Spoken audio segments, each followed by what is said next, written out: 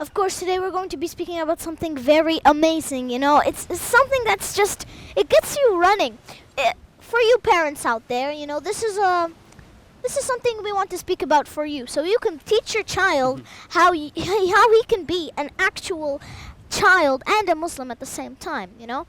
So the number one thing is that he has to have good attitudes. You can't have a child that lies. You can't have a child that steals. You can't have a child that physically hurts you, that mentally hurts you. You can't have a child that bullies you. You can't have a child that does any bad things, because you have to teach him in a way. Now, this is where the parenting comes in.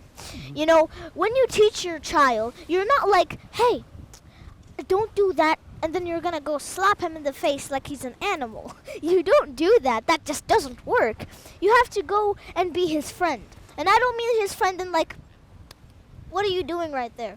You actually have to be his friend. You have to have a connection with your child. I mean, honestly, so many people in this world go physically to hurting their children that their children end up hating them. But, you know, I don't get them wrong. You know, I don't think they're wrong. You should not be physically hurting your child. Your child can remember that, you know. Your child, even if he's like 1 year old, 2 months old, even if he is 1 minute old, he has a memory.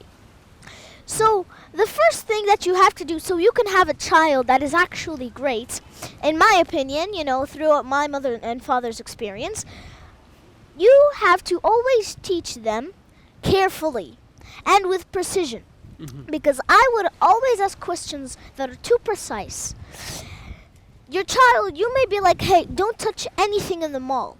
And then when you're in the mall and you tell him, go give me that card, he tells you, you told me to not touch anything. You gotta be precise with your child. So many people are so strict that they don't leave their child to go and explore. You've got to leave some space at least for your children. Now, the second thing is you have to always have your child's back. You have to give him, you have to plant that seed of self-confidence in him. You have to show him his passion. You know, when you plant a seed of self-confidence, you always give him his passion. Isn't that right, my friends? Like, it's amazing. And, you know, the third, you know, last but not least, you have to always show your love and expressions to your child. And you always have to teach them what is good for them in life. Isn't that right?